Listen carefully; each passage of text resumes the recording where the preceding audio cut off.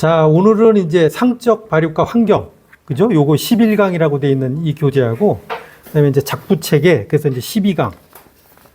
요거는 이제 환경 부분이 되는 거고, 이제 그 뒷부분은 이제 재배 기술에 속하는 그 파트거든요. 그래서 한번 진행을 하도록 하겠습니다. 네. 상적 발육.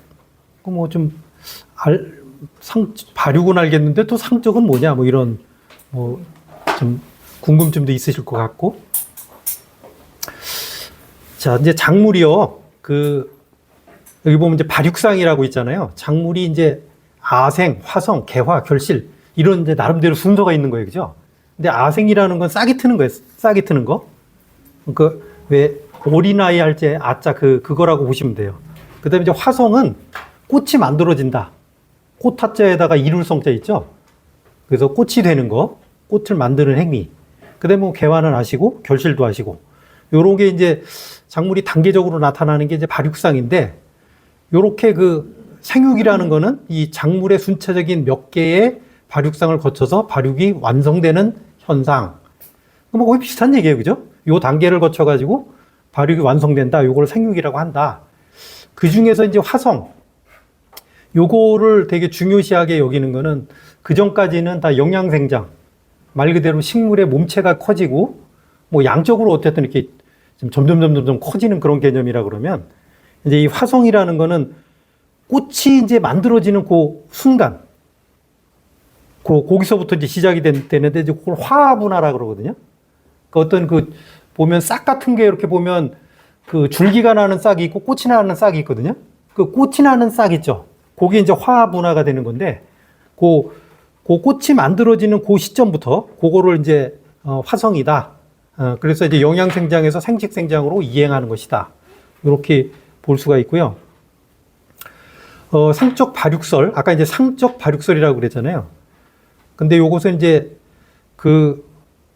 교재에 보면 232페이지에 보면 리센코라는 분이 요 설을 주장하셨는데, 생장은 발육과 다르고, 생장은 여러 기관의 양적 증가를 의미하지만 발육은 체내의 순차적인 질적 재조정을 의미한다. 그러니까 이제 크게 이렇게 보면 생육이라는 거는 생장과 발육 이렇게 이제 두 가지 정도로 나눠지면 앞에 거는 이제 여러 기관의 양적 증가를 의미하고 뒤에 발육은 순차적인 질적 재조정. 여기서 이제 질적 재조정이라는 거는 영양생장에서 이제 그죠? 생식생장, 그쪽으로 넘어가는 것까지 그럼 포함한 그런 개념으로 보시면 되겠습니다. 근데 여기서 이제 화성이라는 거, 꽃이 만들어지는 거, 영양생장에서 생식생장으로 이행을 할 때, 그 이행을 하게 하는 어떤 그 방법이 여러 가지가 있는데, 그거 이제 뒷페이지에 나오는데, CN율이라고 아시죠? 탄소와 질소 비율, 그거. 그 다음에 호르몬 작용, 그 다음에 광이나 온도, 그러니까 빛이나 온도 있잖아요. 이런 거에 의해서 꽃이 만들어지거나 아니면 안 만들어지거나 이런 영향이 있다. 그 화성의 어떤 주요 요인이 이제 그런 것들이 있다. 그런 얘기예요. 근데 뒷페이지 바로 나오죠? 그러니까 화성을 유도하는 주요 요인에는 뭐가 있느냐? 여기는 내적 요인, 외적 요인으로 갈라서 이렇게 볼 때 내적 요인에는 크게 여기 CN율이라는 게 하나 있죠? CN율이라는 게 하나가 있고, 그 다음에 옥신과 지베렐린의 체내 수준 관계. 요거 이제 호르몬이잖아요. 식물 호르몬. 그러니까 CN율과 식물 호르몬. 요게 내적 요인이 되는 것이고, 외적으로 화성을 유도하게 하는 거는 광, 빛. 근데 더 정확하게 얘기를 하면 이제 일장이라고 그러거든요. 일장. 나체 길이. 그 다음에 온도 조건이라는 게 또 하나 있어요. 그래서 그건 추나 처리. 온도가 이렇게 변하잖아요. 온도가 변하면 그 온도에 감응을 해가지고 꽃이 피게 돼 있어요. 예를 들면 단일 식물이다 그러면 일장이 점점 이제 일장은 낮의 길이잖아요. 이거는 밤의 길이가 길어지는 게 단일 식물이거든요. 그때 꽃이 피는 거. 밤의 길이가 길어질 때 꽃이 피는 게 그 단일 식물. 낮의 길이가 길어질 때 꽂히는 게 장일 식물. 이런 개념으로 보시면 돼요. 그래서 이제 그게 막 헷갈리실 거예요. 그 용어들이. 자, 그럼 내적 요인 중에 CN율하고 이제 호르몬이 있다 그랬는데, CN율은 말 그대로 탄질률, 탄소와 질소의 비율. 뭐 분자는 탄소, 분모는 질소. 요걸 갖다 이제 비율로 따지는 거예요. 그래서 뭐 탄질률은 뭐 여러 가지 용도에서도 쓰고 뭐 질소기하 그거 설명할 때도 한번 나왔고 요게 어떤 식물학적으로 어떤 의미가 있는 숫자이기 때문에 이제 계속 나오는 거예요. 그래서 CN율이 생물의 생육, 화성, 결실을 지배한다고 생각하는 견해가 이제 CN율설이에요. 그러니까 CN율에 따라서 생육이나 화성, 특히 이제 화성에 영향을 미친다. 꽃 만드는데 영향을 미친다. 그런 얘기고. 예를 들면은 여기 이제 CN율이 높아지는 조건 뭐 이렇게 표현이 돼 있는데 고구마 순 있죠. 고구마 순을 나팔꽃에 접목을 하면 개화가 된대요. 근데 고구마하고 나팔꽃은 같은 종류의 같은 과에 속해 있어요. 이게 가지과였나? 제가 확실히 기억이 안 나는데 아마 과가 한번 찾아보세요. 이게 과가 같은 과일 거예요. 제가 기억하기로는. 그래서 고구마는 뿌리 식물이잖아요. 뿌리가 이렇게 뿌리가 이렇게 점점 비대해지는 식물이잖아요. 근데 나팔꽃은 그렇지 않아. 그러니까 고구마 순을 나팔꽃에 이렇게 접목을 하면 이 영양분이 뿌리가 없으니까 뿌리로 못 내려가. 대신 그 영양분이 어디에 쓰일까요? 꽃을 만드는 데 쓰는 거예요. 예를 들면. 그래서 이제 CN율이 높을 때 나팔꽃에 이렇게 접목을 하면 고구마 순을 개화가 되더라. 이제 요런 거예요, 여기. 예를 들면. 맥꽃가. 고구마도 맥꽃가고 나팔꽃도 아마 맥꽃가일 거예요. 제가 그 과까지 기억이 확실히 안 났는데. 그 다음에 과수재배에서 환상박피, 각절 같은 걸 하면 CN율이 변한다. 이것도 의미가 있는 일이에요. 예를 들면 환상박피가 뭔지는 아시죠?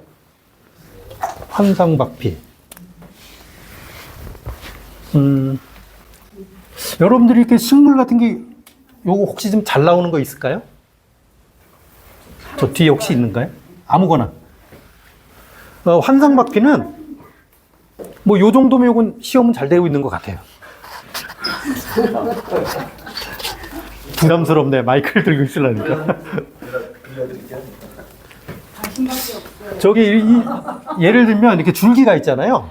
줄기가 있으면 여기 줄기를 각절이라는 건 이렇게 얇게 상처를 내는 거야. 상처를 내. 약간은 그러니까 너무 깊지 않게 약간 상처를 내는 거. 상처를 내면 영양분이 내려오다 못 내려와. 예를 들면.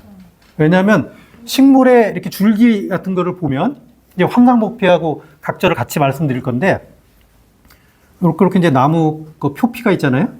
그럼 여기 이제 표피 조직이잖아요. 요게 표피 조직. 그다음에 이렇게 또 여기쯤이 피층이 있어. 피층이 있고 이렇게 뺑 돌아가면서 형성층이 있고 요거 이제 줄기의 모습이에요. 뿌리는 좀 다른데. 그럼 요런 게 보이죠? 요런 거. 그럼 요 바깥부가 뭐예요? 채관. 여기가 물관이죠. 그리고 여기는 이제 뭐 심부 뭐 이런 정도 표현으로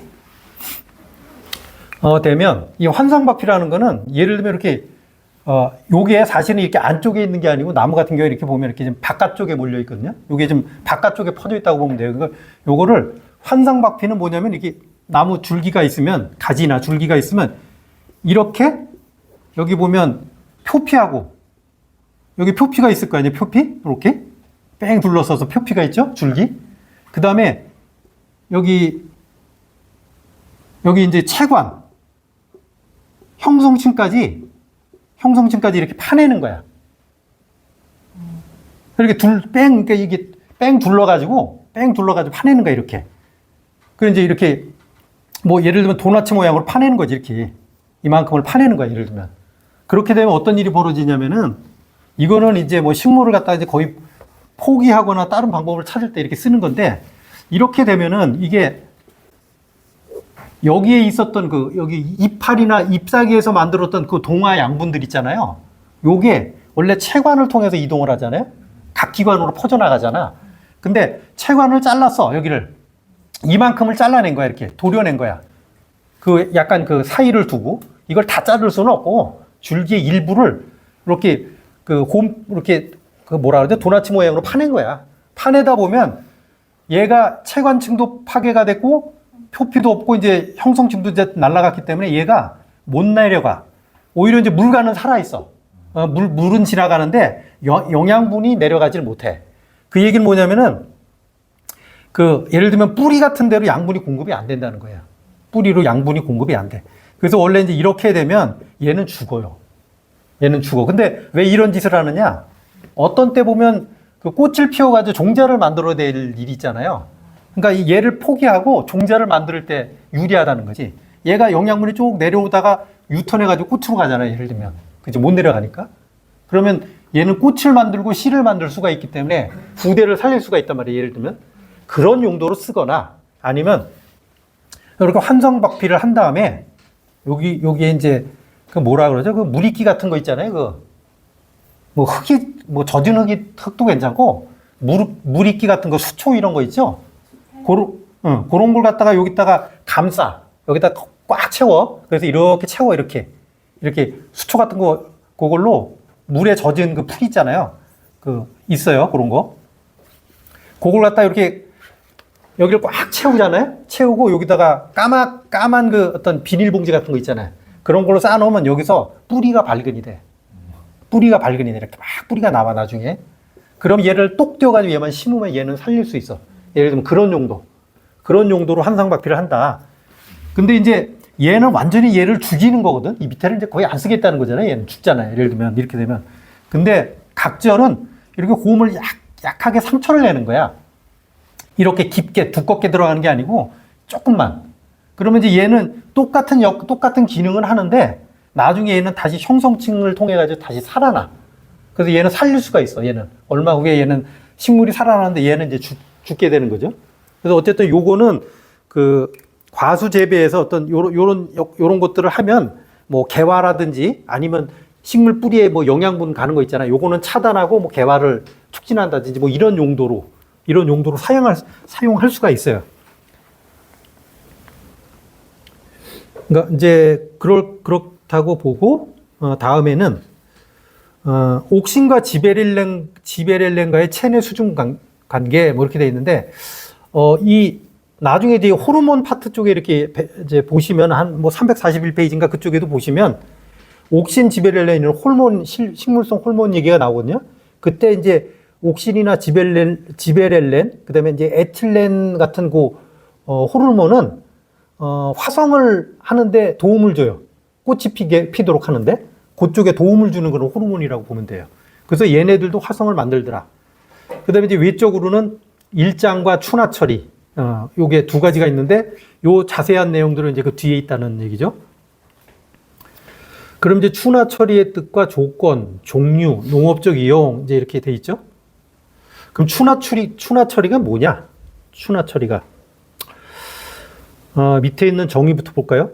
작물의 개화를 유도하기 위해서 생육의 일정한 시기에 일정한 온도로 처리하는 거였어요. 근데 이제 이게 고온으로 처리하는 때가 있고 저온으로 처리하는 때가 있는데 그건 식물에 따라 나눠져 있어요. 그래서 고온 처리했을 때 그 꽃이 피는 그런 화성이 유도되는 그런 식물들이 있는가 하면 저온을 처리해야만 되는 것들이 있어요. 그래서 이제 예를 들면 고온 처리를 해야 되는 것들은 한 뭐 10도 내지 30도 이렇게 좀 온도가 높은 온도, 고기를 거쳐야만 이제 얘가 그 꽃이 피게 되는데 어떤 때 거쳐야 되느냐, 그 식물의 어떤 시기라 그랬죠. 생육의 일정한 시기. 어떤 시기를 거쳐야 되느냐, 그거는 종자일 때 거쳐야 되는 놈이 있고 식물체일 때, 어린 식물체일 때 이렇게 거쳐야 되는 그 시기가 있어요. 그 시기일 때 고온을 처리하든지 저온을 처리하면 여기 있잖아요. 고온을 처리하든지 저온을 처리하게 되면 그때 개화가 유도가 된다는 거예요. 그게 추나 처리인 거예요. 예를 들면 여기서 이제 책에 보면은 단일 추나, 화학적 추나라는 또 용어가 또 있어. 235페이지에. 아니 온도로만 추나가 되는 줄 알았더니 뭐 단일 추나도 있고 그다음에 뭐 화학적 추나라는 말도 이렇게 있는 걸로 나와 있죠. 235페이지 맨 밑부분 중에. 근데 여기서 이제 단일 추나라는 건 결국은 빛 가지고 이렇게 그 추나, 그러니까 저온 처리하는 추나 효과랑 똑같은 효과를 내서 추나라는 용어를 썼는데 사실은 이건 이제 일장 효과라고 보시는 게 더 정확해요. 어떻게 보면 일장 효과라고 보시는 게 정확하고, 여기 이제 화학적 추나도 이게 이제 역할이 어쨌든 추나 처리하고 동일한 역할을 하는데 얘는 에틸렌이나 지베릴렌 같은 호르몬 또는 화학 물질을 처리를 했을 때 이제 이렇게 어떤 춘화의 효과가 나온다. 예를 들면 개화를 유도하는 그런 효과가 나오더라. 그런 얘기예요. 그러면 이제 식물이 어떤 일정한 시기를 지날 때 이런 춘화 처리를 해야 되는데, 그럼 일정한 시기가 언제냐? 이것도 그 식물마다 다른데, 종자일 때 있죠. 종자. 근데 이제 종자도 이 단단한 종자 있잖아요. 뭐 옥수수 같은 거 말려놓으면 단단하잖아. 그런 상태의 종자. 예를 들면 우리가 사 먹는 콩, 단단한 콩이 아니고 얘가 싹이 막 나올 때, 최하 종자라고 그러거든요. 그게 싹이 막 트일 때, 최하 종자 때 저온에 가응해야 춘화가 유도가 된다는 거예요. 그런 식물들이 뭐냐? 추파, 맹류, 완두, 잠두, 본무. 요거는 시험에 나옵니다. 이런 것들이 주로 종자 춘화형 식물은, 내지는 녹식물 춘화형 식물은 그렇게 나오는데, 그러면 또 녹식물 춘화형 식물은 뭐냐? 녹채기. 얘는 이제 식물이 약간 자랄 때, 조금 어린 식물일 때 있잖아요. 잎이 몇 개 이렇게 날 때, 잎이 몇 개 나는 그 시기에 저온에 감응을 해야 꽃이 핀다 이거예요. 화성이 된다 이거예요. 화성작용이. 그런 것들은 녹식물 춘화형 식물이라고 그러고, 여기에는 양배추, 양파, 당근. 근데 이게 책하고는 다른데, 책에는 이제 예를 들면 종자 춘화형 식물은 추파, 맹류, 무, 배추, 순무라고 돼 있어요. 그래서 그게 주로 많이 나오는 것들이고, 그 다음에 녹식물 춘화형은 양배추, 양파, 당근. 뭐 히오스까지 외우셔도 되는데, 어쨌든 양배추, 양파, 당근을 외우시는 게 더 나아요. 책에 있는 대로. 종자 춘화형은 추파, 맹류, 그 다음에 무, 배추, 순무. 이런 식으로. 요걸 외우는 게 더 낫다. 이렇게 말씀을 드리고요. 그 다음에 이렇게 종자 춘화형 식물도 있고 녹식물 춘화형 식물도 있는가 하면 비춘화 처리형이 있어. 춘화 처리 효과가 없는 식물도 있어요. 얘는 온도에 그렇게 무관하지 않아. 그러니까 무관한 거지. 예를 들면 온도에 크게 관계없이 화성이 되는 그런 것들.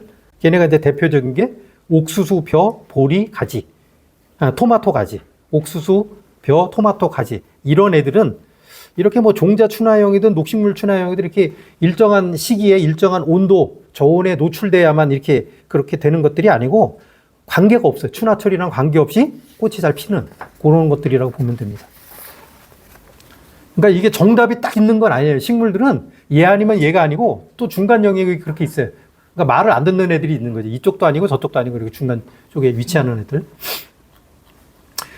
그러면 이제 춘화 처리에 관여하는 조건들 이렇게 해가지고 이제 돼 있고, 여기 참 234페이지 교과서 요 그림을 한번 보는 것도 의미가 있겠네요. 일단 그 교과서에 보면은 애기장대라는 풀이 있어요. 애기장대라는 풀이 있는데 얘가 춘화 처리를 했을 때, 춘화 처리를 안 했을 때 그 자라는 모습이 이게 나와 있죠. 그런데 여기 교과서에 보면 있어요. 이렇게 춘화 처리는 꽃을 만드는 거라 그랬죠. 그래서 춘화 처리를 한 애는 요렇게 요런 식으로 자라다가 나중에 이렇게 위에 꽃이 피는 요런 모양으로 자라게 되고, 춘화 처리를 안 하면 이렇게 거대하게 잎만 자라. 왜냐면 얘는 생식 생장을 못 하기 때문에 얘는 그냥 영양 생장을 계속 하는 거예요. 이렇게 거대하게 몸집이 커져 얘는. 그래서 요거는 의미가 있는 그림이니까 한번 눈으로 확인해 주시는 게 좋고, 춘화 처리에 관여하는 조건 해가지고 이제 책이 아마 236, 뭐 37 아마 이렇게 돼 있는데, 춘화 처리에 관여하는 조건에 이제 최하, 아까 이제 최하라는 거 있죠. 싹을 틔우는 거. 싹을 틔운다는 얘기가 있죠. 근데 싹을 틔우려면 뭐가 필요하냐? 수분이 필요해. 수분. 그래서 수분 흡수율이 일정한 정도 이상이 돼야 얘가 춘화가 돼요. 그러니까 뭐 온도만 높고 온도가 낮은 거로만 되는 게 아니고 일정하게 이렇게 그 씨앗이 물을 머금고 있어야 되는 거예요. 그래서 보면 책에 보면 25%에서 뭐 35%, 많게는 한 55%까지 물을 흡수하고 있어야 얘가 최하가 되는 거예요. 그리고 춘화가 되는 것이고, 그 다음에 온도도 중요하다 그랬죠. 겨울 작물은 저온 춘화를 보통 하고 여름 작물은 고온 춘화. 예를 들면 콩 같은 건 고온 춘화라고 했고, 그죠? 그 다음에 가을 추파 맹류는 저온 춘화를 한다는 뭐 그런 얘기도 말씀드리면 될 것 같고, 그 다음에 이제 산소가 있어야 돼. 모든 식물은 나름대로 호흡을 하거든요. 호흡을 하기 때문에 호흡이 불량하면 춘화가 안 돼요. 그래서 잘 안 되는 거지. 그래서 춘화가 되려면 산소도 있어야 되겠다. 그 다음에 이제 광선. 광선은 일반적으로 암흑 상태가 좋긴 해. 어떤 식물은 암흑이든 광선이 있는 상태에서는 가리질 않는 반면, 그 저온 춘화할 때는, 광선이 무관한데, 고온 춘화할 때는 암흑에 반드시 보관해야 돼. 그 얘기는 뭐냐면, 암흑 조건에서는 아무거나 다 된다는 거죠. 그죠? 암흑 조건에서는 춘화가 된다는 거예요. 어떤 거는 광선이 있을 때는 안 되는 거고. 그래서 고온 춘화는 암흑에 보관해야 춘화가 되는 거고, 저온 춘화는 암흑이든 또 뭐 밝은 데든 가리지 않고 춘화가 되더라. 그 얘기. 그 다음에 이제 고온하고 건조 상태이죠.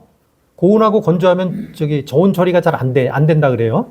우리가 저온 처리를 하려고 그래도 너무 건조하고 너무 고온이거나 이럴 때는 안 된다는 거예요. 그 다음에 이제 춘화가 됐어. 예를 들면 춘화라는 게 이제 화성을 유도하는 뭔가 내적인 뭔가 변화가 생긴 거죠, 식물에. 그죠? 그런데 요게 완전히 안 된 상태에서 온도가 다시 예를 들면 저온 춘화를 시켰어, 식물을 저온 춘화를 시켰는데 완전히 되진 않았어. 완전히 감흥이 된 게 아니고 어쨌든 일부는 좀 됐어. 그런 상태에서 온도가 올라갔어. 그럼 춘화가 깨져. 그러니까 화성이 유도되는 게 중단이 되는 거예요. 그러면 어떻게 꽃이 안 피겠죠? 예를 들면 그걸 이춘화라 그래. 이자가 뭐야? 이별할 때 이자잖아요.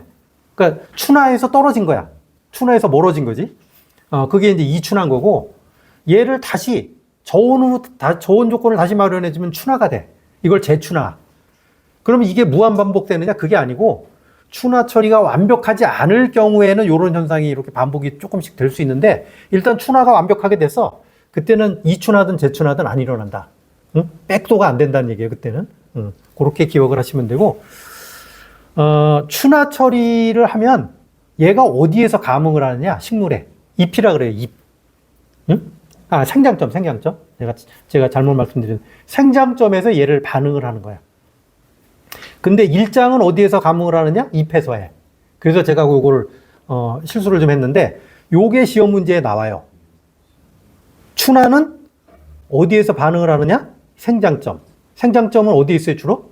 뭐 정단 분열 요직이나 뭐 뿌리 같은 데 있는데, 뭐 여기는 뿌리 쪽은 아니고 주로 잎 쪽의 정단, 그죠? 그쪽인 거죠? 그 다음에 일장은 제가 잎이라 그랬어요. 근데 잎 중에서도 좀 약간 성숙한 잎에서 일장은 반응을 하는 거예요. 자, 그러면 그 다음 페이지를 볼까요? 질문 주면 돼요? 네. 씨앗일 경우에는 어디서 감흥을 해요? 네? 그러니까 두 가지는 춘화 처리가 씨앗일 경우랑 네. 자체 잎이 나온 상태. 근데 씨앗일 경우에 감흥은 씨앗이 그냥 씨앗이 아니고 얘가 싹이 튼 거라 그랬죠? 싹이 튼 네, 싹이 튼 상태이기 때문에 거기에는 분명히 아마 생장점 같은 조직이 살아있는 거예요. 싹이 이미 터있기 때문에. 그렇게 보시면 될 것 같아요. 자, 춘화 처리를 그러면 농업적으로 어떻게 이용하라느냐? 이제 촉성 재배. 촉성 재배가 뭔지 아세요? 일반적으로 시장에 이제 뭐 이렇게 우리가 어떤 뭐 야채, 채소 이런 걸 갖다가 길러서 키워서 내보내는데 조금 돈을 많이 벌려고 그러면 그 성수기 때 내보내면 안 되잖아요. 비수기가 아니고 뭔가 이렇게 조금 그 남들이 출하를 안 할 때 그러려면 빨리 땡겨야 되잖아요. 그게 이제 촉성 재배인 거야. 미리 땡겨가지고 수확하는 거. 그러는 쪽에 이제 예를 들면 이 춘화 처리를 한다. 왜냐면 강제로 춘화 처리를 하면 꽃이 피게 할 수 있잖아요. 그럼 열매가 맺힐 수 있잖아. 예를 들면 그런 용도로 할 수 있기 때문에 촉성 재배가 된다는 얘기예요. 주로 많이 하는 게 딸기야, 딸기. 딸기를 예를 들면 이른봄, 예를 들면 겨울에 한겨울에 이렇게 출하를 하고 싶어. 그러면 춘화를 미리 시키는 거야. 미리 시켜서 얘를 그때 맞춰서 딸기를 출하할 수 있도록 그렇게 하게 되면 딸기를 남들이 이렇게 성수기 때 사 먹지 않고 좀 비싸게, 그죠? 그때 이제 팔아먹을 수 있다. 이제 그런 말씀을 드리고. 근데 춘화 처리를 이용하면 마음대로 이렇게 꽃을 만들고 종자를 만들 수가 있는 거잖아요, 얘가. 그렇기 때문에 육종 연한을 단축시킬 수 있어. 필요에 의해서. 정상적인 기간 다 거칠 필요 없이 이걸 빨리 당길 수가 있다는 얘기예요. 당길 수가 있어. 그거를 이제 육종 연한을 단축시키는 거를 우리 육종에서 아마 세대 단축 이런 용어를 아마 배우셨을 거예요. 그 다음에 이제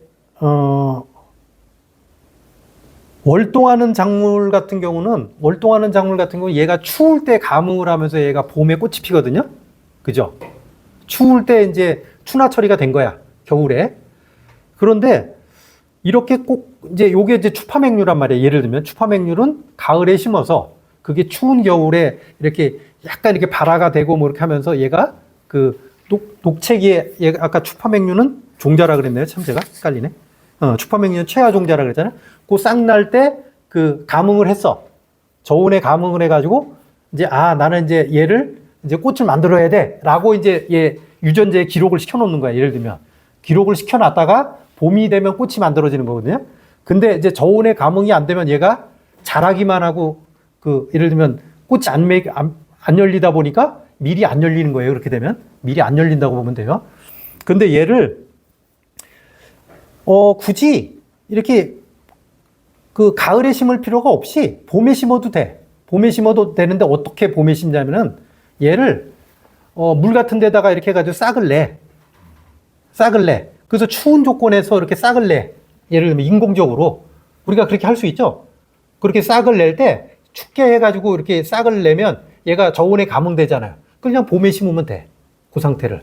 그러면 얘가 또 자랄 수 있거든요. 예를 들면 그런 식으로 추나철을 이용할 수 있다는 거예요. 요 뒤에 나오네. 추파성과 춘파성을 알면 파종기나 재배 적지 등의 선택에 도움이 되고 추파맹류라도 추나처리해서 춘파, 봄에 심을 수 있다. 이게 그 얘기예요. 봄에 심을 수 있어요. 그 다음에 이제 추파성 정도가 낮은 품종. 이게 이제 추파성 정도가 낮은 품종은 일반적으로 저온 감응에 잘, 이렇게 확실히 안 되는 애들, 좀 약한 애들 그런 거거든요. 그래서 이거는 뭐 주로 좀 뭐 만파하는 게 좋다 이런 표현이에요. 그 다음에 그 수량이 증대가 된다 그러는데 갑자기 왜 수량이 증대가 될까? 예를 들면 뭐 밀을 갖다가 또 예를 들면 추파성 품종하고 춘파성 품종이 있잖아요.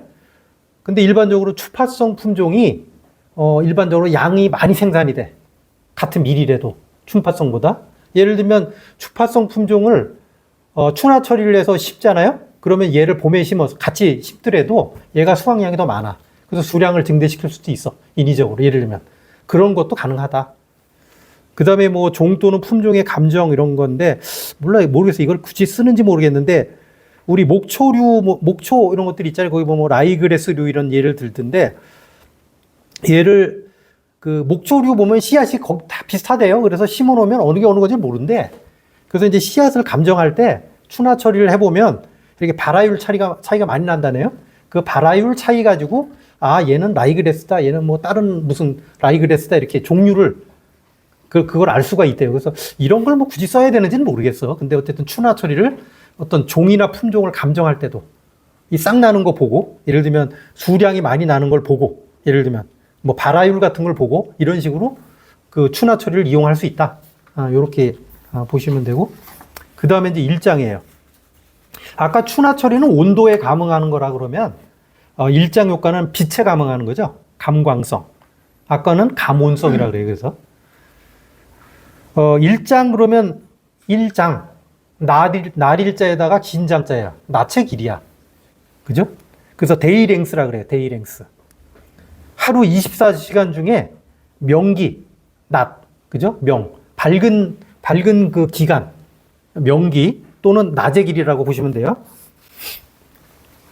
그럼 이게 또 일장이 또 왜 문제가 되느냐?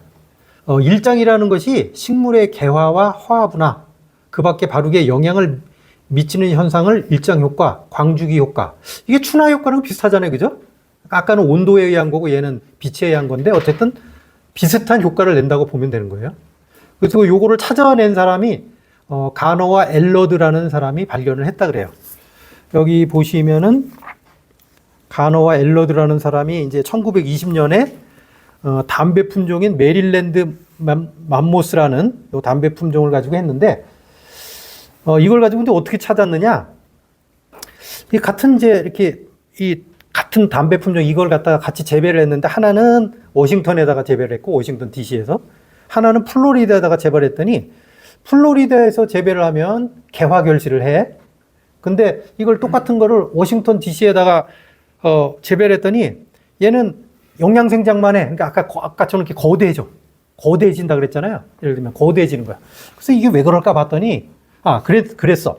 그런데 또 희한하게 얘를 겨울에 온실에다가 이렇게 해보니까 온실에다가 이렇게 재배를 했어. 재배를 하면서 해봤더니 얘는 또 워싱턴에서도 개화가 돼.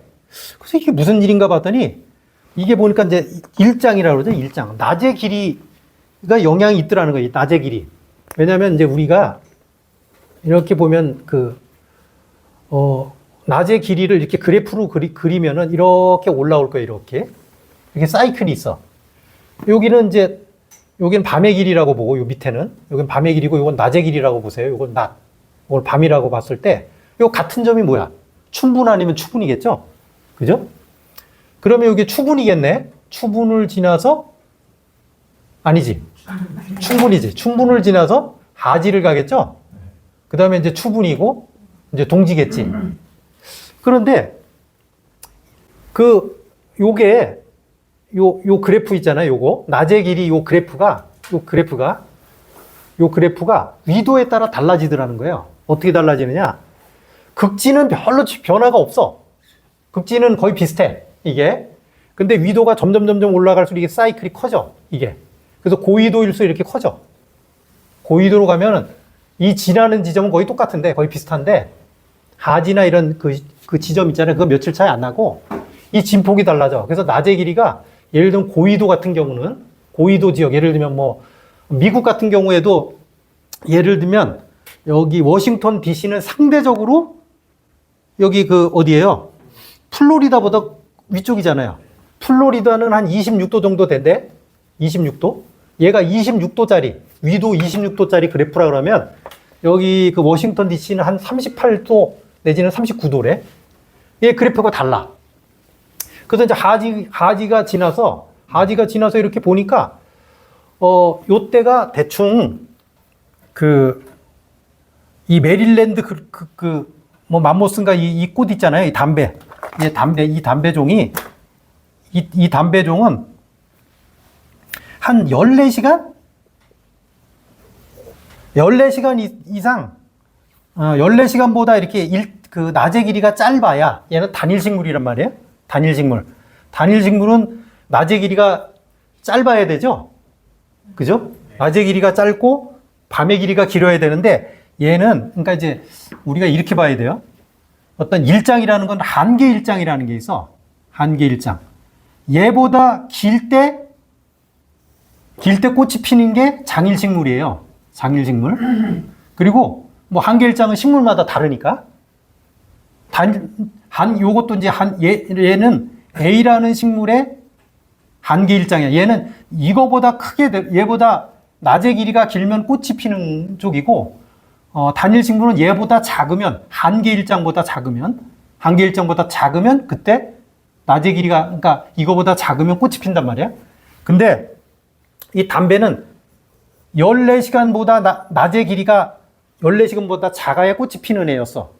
그런데 이쪽 워싱턴 DC는 얘가 꽃이 이 사람이 실험을 했을 때가 예를 들면 한 7월 정도쯤 된단 말이에요. 하지 근처에. 7월 정도쯤에 봤을 때 얘는 워싱턴 DC는 14시간보다 낮이 길이가 길었어. 그러니까 요때쯤에 이제 꽃이 피는 여기 예를 한계라고 보면 돼요. 한계 일장. 요게 한계 일장이야. 요게 한계 일장인데 그러려면 요거보다 작아야 꽃이 피는데 얘는 워싱턴 DC는 위도가 높다 그랬죠? 위도가 높으면 이 낮의 길이가 길어. 북반구는 위도가 높으면 높을수록 낮의 길이가 길단 말이에요. 여름에. 그리고 위도가 상대적으로 낮은 플로리다 쪽은 요 밑에 있었던 거야. 그래서 얘는 개화가 돼. 한계 일정보다 짧았기 때문에. 얘는 개화가 안 돼. 얘는 개화가 안 되고 얘는 개화가 되더라는 거예요. 그래서 이거를 찾아낸 사람이 이제 여기 두 사람. 가너와 엘러드. 이 두 사람이, 나중에 보니까 이게 일장이라는 게 좌우를 하는구나. 낮의 길이를 봤을 때 14시간보다 작을 때, 이건 식물마다 달라요. 이 맘모스라는 이 담배는 14시간보다 작을 때 개화가 되는 애고, 어떤 애는 12시간보다 작아야 개화가 되는 애가 있고, 근데 단일식물이니까, 오히려 이제 장일식물은 이거보다 길어야 꽃이 핀단 말이에요. 근데 얘는 단일 식물이기 때문에 요 한계 일정보다 낮아야, 작아야 꽃이 피는 애였고, 얘는 14시간보다 작은 그 일정 시간을 제공해준 그 플로리다에서는 꽃이 피는 거고, 그 위에 있는 워싱턴 DC에서는 꽃이 안 피더라. 그래서 이제 그걸 찾아낸 사람이 가너와 엘러드고, 이 사람이 이제 그래서 요걸 주장하게 돼서 일장 효과를.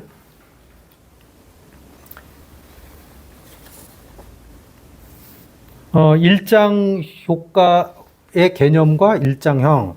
그래서 이제 일장 효과의 그 어떤 영향을 주는 어떤 조건들, 그런 게 이제 광질. 최대 효과를, 일장 효과에 가장 큰 영향을 미치는 광질은 적색광이래요. 그 다음에 자색광이고, 그 다음에 청색광이래. 광합성은 뭐라 그랬죠, 지난번에? 광합성에 영향을 많이 주는 거는 적색광. 그 다음에 청색광이에요.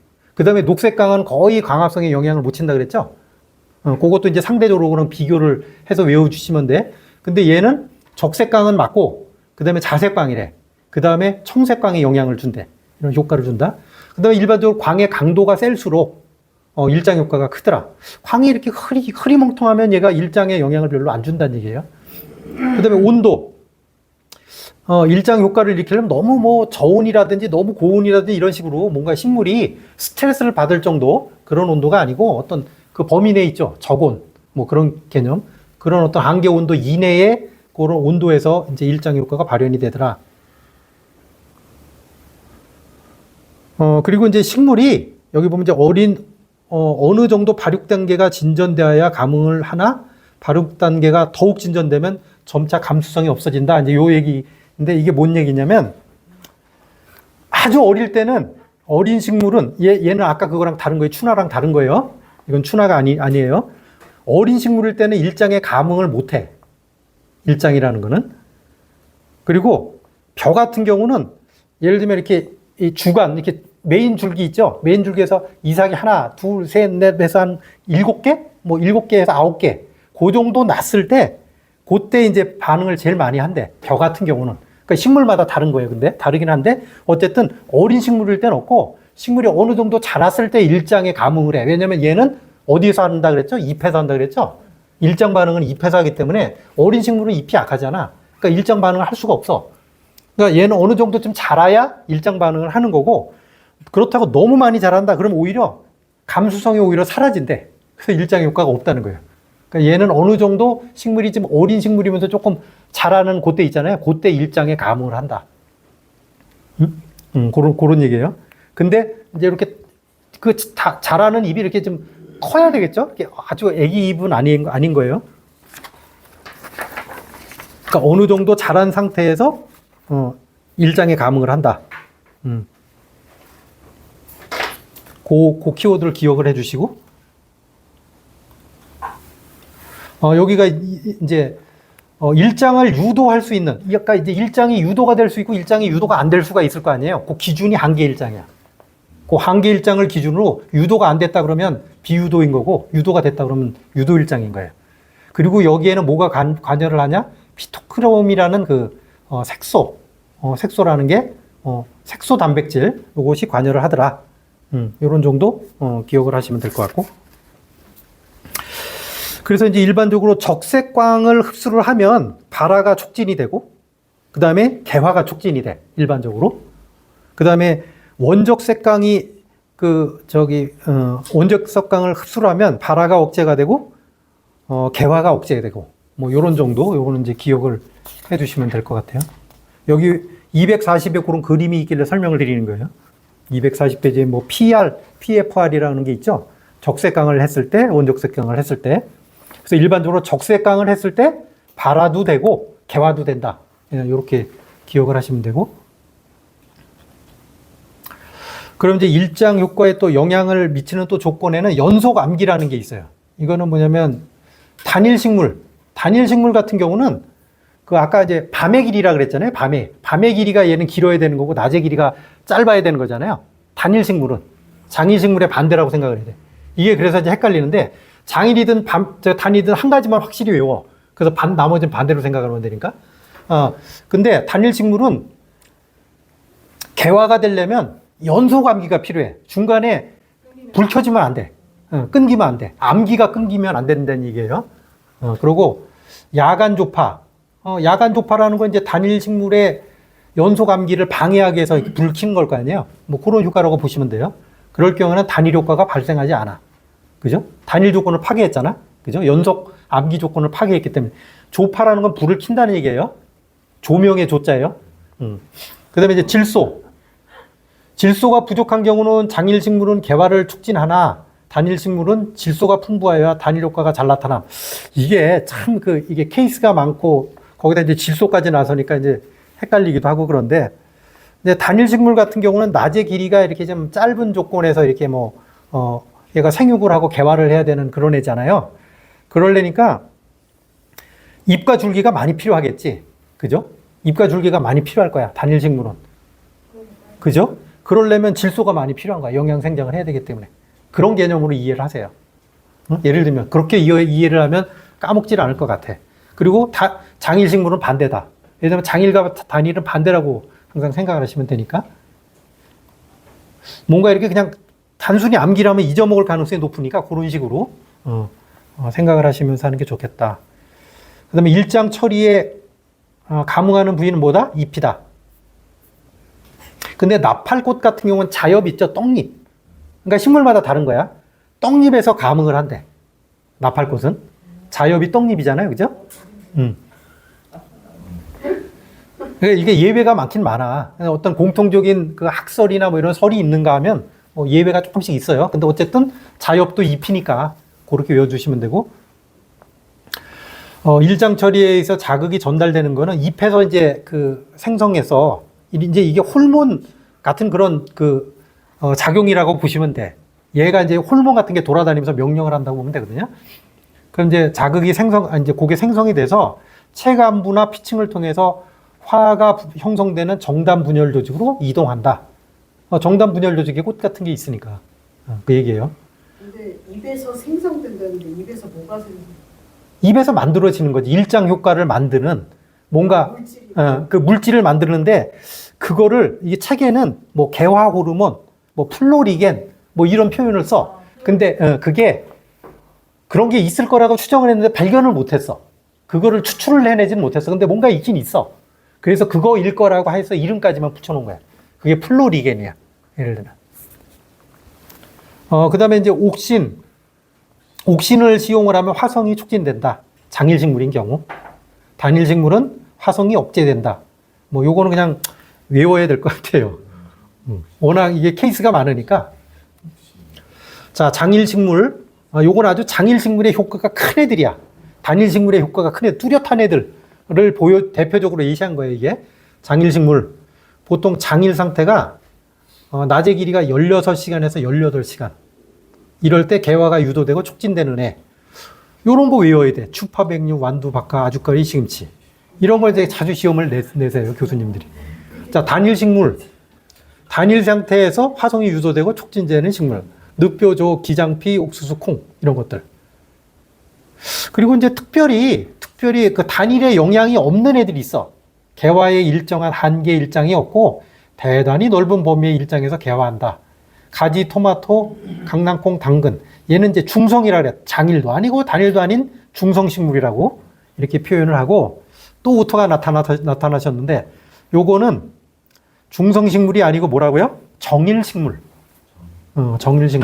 정일식물이라고 보시면 되고 요거는 아주 좁은 범위 내에서만 일장 효과가 나타나. 예를 들면 낮의 길이가 12시간에서부터 12시간 45분 요 사이가 돼야 그 사탕수수 F106번이라는 이 품종은 그렇게 짧은 범위의 일장에서 반응을 해. 요 때만 개화를 해. 넘어가도 안 되고 얘보다 짧아도 안 되고. 그런 식물도 있대요. 그걸 이제 일장이 어느 정도 정해졌다라는 의미의 정일 식물인 거야. 얘는 용어가 그런 거예요. 자, 그럼 이제 요게 이제 그림으로 보여져 있는데, 요건 장일식물이고, 그 뒤에는 단일식물이에요. 장일식물과 단일식물의 그 차이를, 요 그림을 보고 이해를 하시면 되는데, 장일식물은 낮의 길이가 길면 꽃이 핀다 그랬죠. 꽃이 펴. 낮의 길이가 노란 거니까. 노란 게 낮이고, 요 검정색 비슷한 게 밤이야. 그러면 낮의 길이가 짧잖아, 얘는. B는. B 같은 경우 낮의 길이가 짧으니까 어떻게 돼? 안 펴. 근데 얘는 낮의 길이가 있고 이게 중간에 이렇게 이렇게 원래는 이게 연결된 암기였을 거야. 암기가 이렇게 길은데 여기 중간에 조파를 해. 예를 들면 빛을 켜줘. 광을 했더니 이런 경우에는 꽃이 피더라는 거야. 강한 빛을 쬐주면.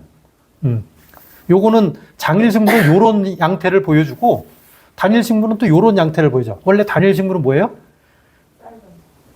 낮의 길이는 길고 밤의 길이가 짧으면 얘는 안 펴. 얘는 밤의 길이가 길어야 피는 게 단일식물이라고 했어요. 요거 헷갈리시면 안 돼. 그러니까 얘는 밤의 길이가 길으니까 꽃이 폈어.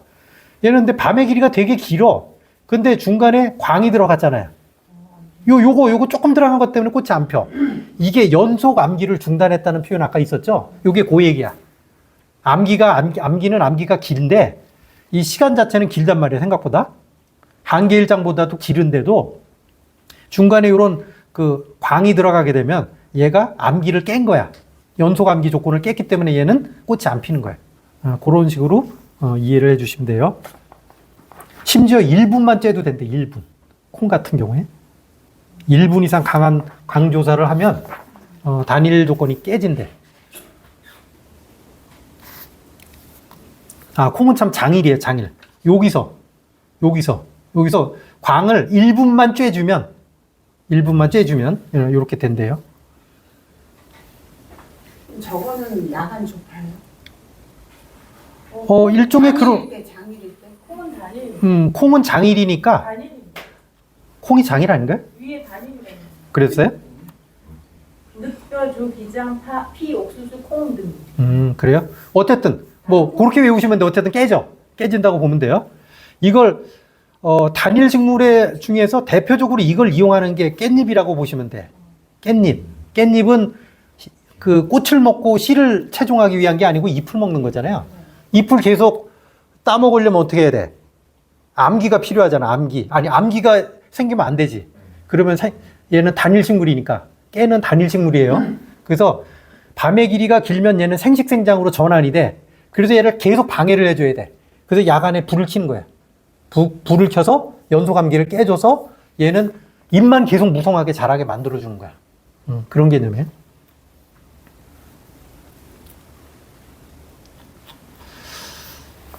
개화 이외의 일장을 하게 되면 이제 아까 이제 말씀을 드렸는데 단일 식물이 장일에 놓을 때는 거대형이 돼. 거대형이. 아까 거대형 되는 그런 식물이 있었죠? 아까 담배 그거 있죠? 무슨 아까 맘모스 걔도 단일 식물인데 걔가 꽃을 안 피우면 이렇게 잎만 무성해지는 되게 커지는 애가 돼요. 예를 들면 그런 거. 그 다음에 어떤 거는 8시간 이하 모시풀이라는 이런 풀은 8시간 이하의 단일에서는 자성이 뭐죠? 여자. 그 다음에 14시간 이상의 장인에서는 남자. 식물로 바뀌어. 그렇게 표현이 돼. 그렇게 이제 바뀐다는 거예요. 자원 동체요. 원래 자웅 동체였나? 그런 식물이 있어요. 예를 들면 호르몬 처리 같은 걸 해도 그러니까 암놈이었던 게 식물로 순놈으로 바뀌고 그런 거 있었죠? 앞에 아마 그런 거 배운 적 있을 거예요. 자, 개화 이외의 일장 효과 또 있어요. 이게 뭐냐면 이제 덩이 뿌리나 뭐 덩이 줄기나 이런 것들 있잖아요. 그 뿌리 식물들 그런 것들 보면 단일 조건에서 얘가 이렇게 뿌리가 이렇게 비대가 돼. 단일 조건. 그래서 고구마 같은 것도 단일 조건이 되는 그 가을 있잖아요. 그때 이제 이렇게 그 해가 짧아지죠. 6월 22일 기준으로 해서 점점 해가 짧아지잖아요. 그래서 이제 여름 지나서 가을 뭐 요때부터 이렇게 수확을 하고 있는 게 이제 그런 것 때문이라고 보시면 돼요. 얘는 단일 조건에서 비대가 조정이 된다. 근데 이런 것도 뭐 어느 정도 기억을 하시는 게 좋을 것 같고 오히려 양파는 반대다. 양파는 장일 조건에서 발육이 조장이 된다. 얘는 인경이라고 그러죠. 인경. 양파는. 인경은 장일에서 오히려 이렇게 커진다. 그러니까 쟤네 두 개는 다 화가 아니라 그냥 얘는 성장만 우리가 말하는 열매? 지금 앞에 거는 개화가 관계된 거고 여긴 개화 이외의 일장 효과잖아요. 개화 이외. 그렇게 보시면 돼요. 그런데 이제 나무 같은 경우는 이렇게 좀 온도가 낮은 상태에서 일장이고 나발이고 필요 없다. 휴면을 선택한다. 뭐 이런 얘기. 그다음에 이제 등숙 절엽. 뭐 등숙은 뭔지 알죠? 익어가는 거죠. 등숙. 익을 숙자니까. 그럼 결엽은 뭐냐? 결엽은 꼬투리에 열매가 맺는 거. 콩꼬투리 같은 거. 그걸 이제 결엽이라고 그러는데 얘는 단일 조건에서 조장이 된다. 단일성 맞네, 콩이. 그 다음에 이제 일장 효과를 그러면 어떻게 이제 농업에서 어떻게 일장 효과를 활용을 하느냐. 국화 같은 거 재배할 때 단일 처리라면 얘가 안 피던 애가 꽃이 피는 거야. 그러면 내가 원할 때 꽃을 출하시킬 수 있어. 예를 들면. 뭐 단일 처리라는 게 뭐 딴 거 없잖아요. 야간에, 그러니까 어두운 데다가 얘를 놔두면 되잖아요. 그죠? 그런 거. 그리고 장일 효과를 주면 얘가 억제가 돼서 꽃이, 안 피죠. 안 피고 버티고 있지, 얘가. 얘는 단일 조건에 대한 피는 애니까. 이제 요런 거, 이렇게, 단일 처리, 내지는 장일 처리, 이런 걸 가지고 꽃의 어떤 개화를 조절할 수 있다. 원하는 시기에. 내가 꽃집이다 하면 그렇게 해야 되겠죠? 그죠? 그 다음에 육종상으로도, 중요한 재배는 네. 계속 연간 아니에요? 뭐 국화 같은 거는 사실 뭐 계속 피울 수 있잖아요. 이렇게 그 비닐하우스에서 이렇게 재배를 합니까? 어떤 계절 없이. 고구마를 납할 곳에 접붙이고 8에서 10시간 단일 처리라면 개화가 유도되고 교배 육종이 가능하다. 단일 처리할 때 이렇게 개화가 된다. 그 둘을 교배하면 뭐가 좋아요? 꽃을 이제 내가 볼 때는 고구마의 씨가 필요할 일이 없을 것 같긴 하거든요. 고구마를 납할꽃에 접목한다 그러면 고구마가 접수고 납할꽃이 대목이 된다는 얘기인데 몰라. 뭐 특별한 이유가 있을지 모르겠어. 고구마는 원래 덩이 뿌리를 먹는 애인데 이렇게 했을 때는 채종? 그러니까 씨앗을 뭐 구하려고 하는 건가? 뭐 특별한 뭐 이유는 난 잘 모르겠어. 근데 어쨌든 육종상으로 이렇게 이게 육종이라는 건 뭐예요? 결국은 종자를 개발을 하는 거니까 아마 뭔가 이렇게 종자를 가지고 종자를 빨리 얻거나 할 때 씨앗 같은 거를 그럴 때 고구마를 관상용으로 혹시 아니 효과를 좀 빨리 보고 싶을 때 뭔가를 한 다음에 나쁠 것에 접목시켜가지고. 고구마도 꽃이 피잖아요. 네. 네, 꽃이 피긴 피는데 이제 이렇게 하면은 단일 처리까지 하면 빨리 핀다는 거잖아요. 이게 예를 들면 그런 얘기거든요. 뭐 수량 증대를 위해서도 한다. 수량 증대를 위해서도.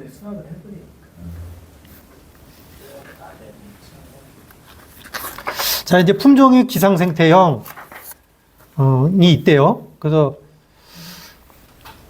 이제 식물이 이렇게 종류들이 조금 다 다른 모양이에요. 예를 들면 이제 여기 우리 교수님은 별을 가지고 얘를 많이 들으셨더라고요. 그래서 별을 가지고 이제 기상생태형을 크게 분류를 하셨는데 생육온도, 온도하고 일장을 가지고 출수와 개화 반응을 기초로 해서 작물의 품종을 나누어서 구분한다. 이렇게 이제 돼 있는데 여기에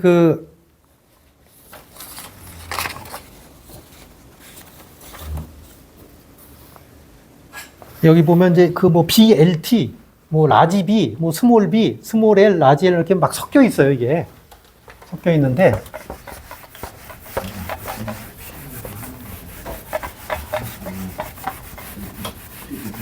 이게 이제 뒤에 과가 조금 간단해서 여기서 조금 더 시간을 쓸게요. 그러면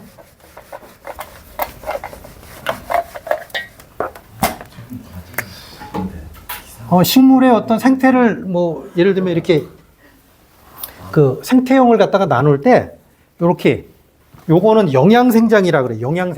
영양생장성.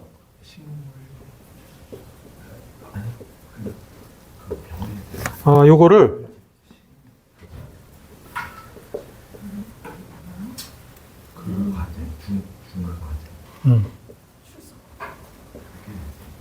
티브 그로스.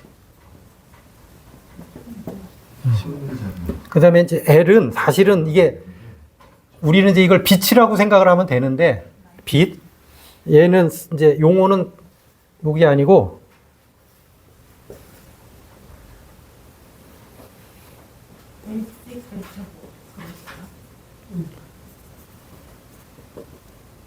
센서티비티 감응도계죠.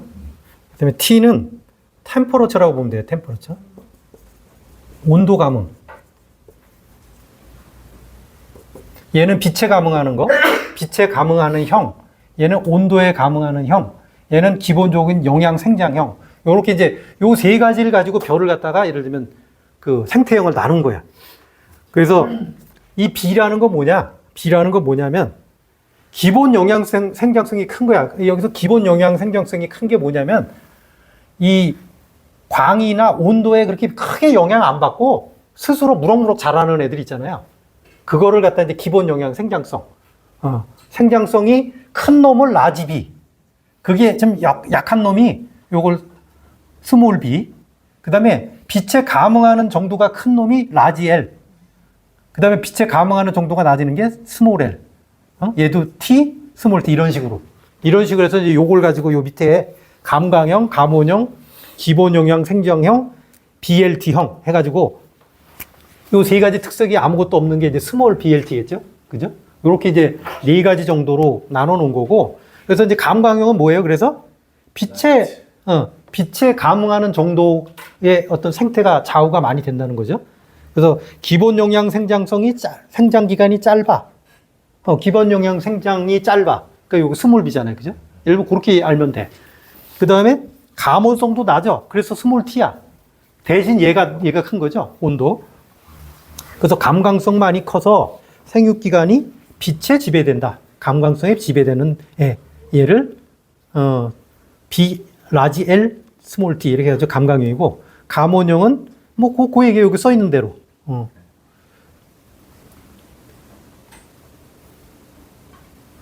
여기 또 오타가 있네. 기본 영양 생장성과 감광성이 작은 거겠지. 여기 또 2네. 근데 이제 얘는 감온성이 큰 거죠. 그죠? 감온성이 커서 생육기관이 온도의 좌우를 지배받는 거. 기본 영양 생장성은 기본 영양 생장성이 큰 거. 그래서 감온성이나 감광성은 오히려 작아. 그래서 얘 자체의 생육기관이 기본 영양 생장성. 얘가 이제 그 생육기간 자체가 일반적으로 조금 길은 게 기본 영양 생장성이 큰 거예요. 생육기간이 짧은 게 기본 영양 생장성이 작은 거고. 이렇게 보시면 돼. 스몰 B, 스몰 L, 스몰 T는 어떤 환경에서도 생육기간이 짧은 형. 좌우를 잘 안 받는 애들. 요런 형태로 이렇게 세 가지, 한 네 가지. 네 가지 다 이렇게 보시게 되고. 그거에 따라서 이제 요건 이제 벼야, 벼. 벼를 가지고, 이제 벼 같은 경우에 이제 저위도 지대, 고위도 지대, 중위도 지대가 있는데, 여기서 이제 저위도 지대는 주로 열대 쪽을 보시면 되고, 고위도 지대는 뭐 약간 이제 북방무 쪽, 그렇게 이제 북쪽이고, 중위도 지대가 대충 우리나라, 요런 정도로 봤을 때, 저위도 지대에서는, 얘는 기본 영양 생장성이 크고, 감온성, 감광성이 작아서, 고온 단일 환경에서도 생육기간이 길어 수량이 많은 라지 BLT형이 이게 재배를 하는 게 좋다. 그래서 대만, 미얀마, 인도 이런 데는 기본적으로 무럭무럭 그 길게 자라는 애들, 그런 애들이 좋다. 그런 얘기고, 고위도 지대는 얘는 어쨌든 겨울이 빨리 오잖아요. 고위도 지대는 추우니까 얘는 온도에 일찍 감응이 되기 때문에 얘는 수확이 빠른 애들 있잖아요. 그런 게 좋은 거야. 수확이 빨리 되네.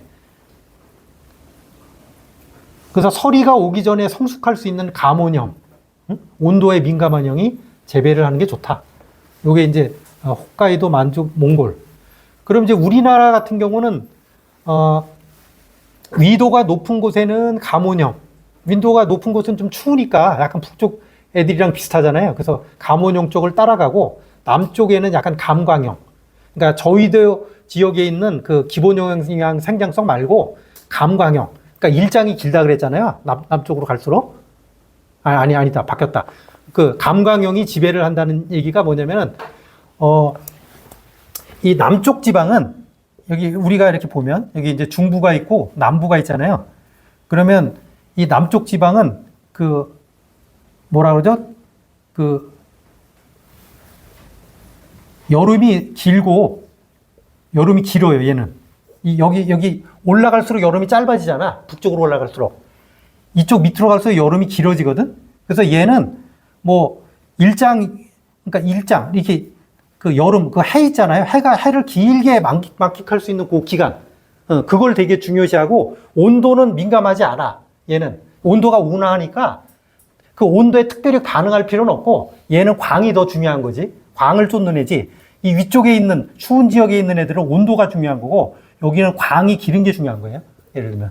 그래서 얘는 일반적으로 조금 길게 자랄 수 있는 그 만생종묘, 여기 위 북쪽에는 조생종묘, 뭐 여기 중부지방은 뭐 중만생종묘 이런 식으로 그런 식으로 이렇게 좀 차별화해서 작물을 재배한다. 그렇게 보시면 돼요. 선생님 그러면 네. 저희도 지방에서 가뭄 감량성이 다 작으니까 쟤네들을 우리나라에 와서 키우면 잘 클까요? 저위도 지역에 있는 거. 그러니까 얘는 거기에서 영향을 안 받는다는 이제 예를 들면 이런 거예요. 그러니까 저위도 지역에서 잘 자라는 이 BLT 있잖아요. 네. 라지 BLT잖아요. 여기 스몰이고 얘는 기본 영양 생장성이 길다 그랬잖아요. 얘는 오랫동안 길게 자라는 특성이 있는 애거든. 근데 이제 우리나라는 이 뭐라 그러죠? 이 저위도 지대 대만이나 이런 미얀마 이런 지역보다 이렇게 더운 지역 덥지가 않기 때문에 추위가 좀 일찍 오잖아요. 그러니까 기본 영양 생장성 이걸 확보를 못 해. 그러니까 얘를 키울 수가 없는 거예요. 키우고 싶어도. 얘는 길게 자라야 되는 애란 말이야. 성격이. 근데 기본 영양 생장성을 충분히 줄 수가 없어. 그래서 이런 열대벼를 우리나라에서 못 심는 이유가 이런 거예요. 열대벼는 기본적으로 이렇게 길게 자랄 수 있는 그런 특성이 있어야 된단 말이야. 그래서 이제 그런 경우는 불리하다.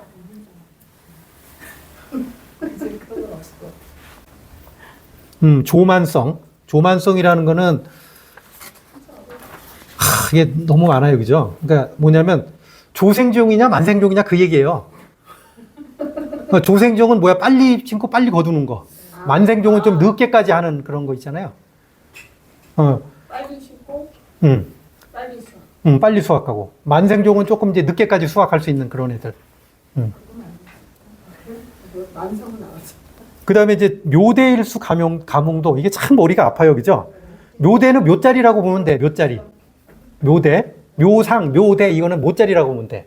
그러면 묘대일수 가뭄도라는 거 뭐냐면 이게 이제 모자리 기간을 길게 했을 경우에 이렇게 모자리 기간을 길게 했을 경우에 얘를 길게 한 놈을 갖다가 이렇게 옮겨 심으면 생육에 난조가 있냐 없냐 그 얘기야, 이게. 가뭄도니까. 그러니까 모자리 기간을 길게 한 놈이 생육에는 생육을 잘하느냐 못하느냐 그 얘기야. 그 얘기야, 이게. 일반적으로 묘대일수 가뭄도가 낮은 게 좋은 거지. 그죠? 묘대일수가 길다고 해서 그 모자리에 오랫동안 놔뒀더니 잘 못 자라 그런 건 별로 좋지는 않잖아요. 그런데 일반적으로 모자리를 길게 가지고 가면 지나치게 길게 가면 뿌리 같은 게 활력이 떨어져서 잘 못 자란다, 일반적으로. 얘도 식물도 때가 있나 봐요. 그래서 모자리 기간을 너무 길게 해주면 오히려 얘가 활력도 떨어지고 해서 잘 못 자란대. 그래서 일반적으로 이 모델수 가뭄도를 따지는 이유가 너무 이게 모자리 기간이 길어지면 가뭄도가 떨어지는 거죠. 그러니까 나빠지는 거지, 얘가. 그런 거라고 보면 돼요. 그래서 이제 감온형은 높고 감강형 기본 영양 생장성이 낮다. 그러니까 온도의 영향을 많이 받는 애들은 이 묘대일수 가뭄도의 영향을 크게 받는다는 거예요. 그렇게 이해를 해주세요. 그 다음에 만파 만식, 늦게 파종하고 늦게 심는다는 그런 얘기예요, 이게.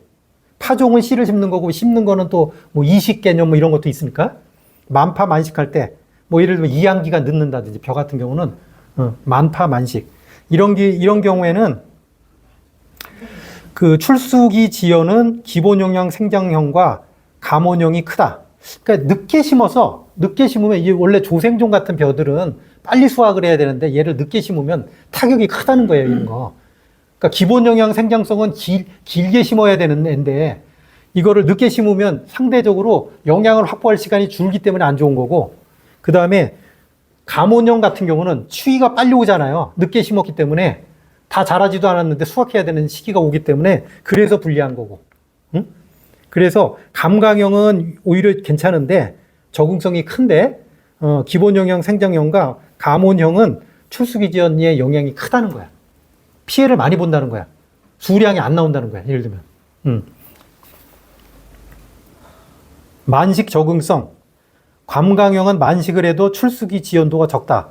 이 감강형은 주로 남쪽에서 자라는 애라 그랬죠? 얘들은 좀 늦게까지 수확을 하기 때문에 좀 늦게 심어도 된다는 거야. 예를 들면.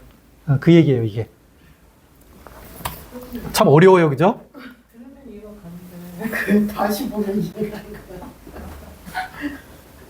가요. 고기 한번 돌리고 나. 그래서 이제 가몬형 품종, 온도에 민감한 품종은 조생종, 그 다음에 관광형 품종은 만생종. 우리나라 북부 쪽으로 갈수록 조생종, 남쪽으로 갈수록 만생종. 그렇게 있죠? 가몬형은 조기 파종해서 조기 수확하는 게 좋고, 감광형은 윤작 관계상 약간 늦게 파종하기도 해요. 왜냐면 뒤에 햇볕을 충분히 받기 때문에 얘는, 그죠? 그렇기 때문에 문제 없다. 그런 얘기예요. 그리고 이제 이 생태형에 따라서 이렇게 뭐 이름도 다르게 부른대요. 예를 들면 뭐 벼 같은 경우는 조생종, 만생종 이런 표현으로 쓰고, 주로 조생종은 북부에 심고 뭐 만생종은 남부지방에 주로 심는데 중간형이 또 있겠죠. 뭐 대충 중간 뭐 이런 게 있고, 콩 같은 경우도 이제 이 올콩이라는 건 약간 조생종이라는 그 의미가 있는 뜻이야. 올이라는 게 그런 의미가 그런 거예요. 그루콩은 이 뭐 그루터기 그래가지고 약간 좀 늦게 심는다는 그런 개념인 거고. 그래서 요건 좀 늦게 심는다는 그런 개념으로 보시면 되고, 얘는 일찍 심어서 일찍 수확을 한다는 그런 개념으로 이해를 하시되, 뭐 이름들 뭐 이런 것들이 조금 다른데 뭐 이런 것까지 시험 문제는 안 나오니까 그런 정도로 이해를 하시면 될 것 같아요. 그래서 이렇게 생태형으로 나눠진다.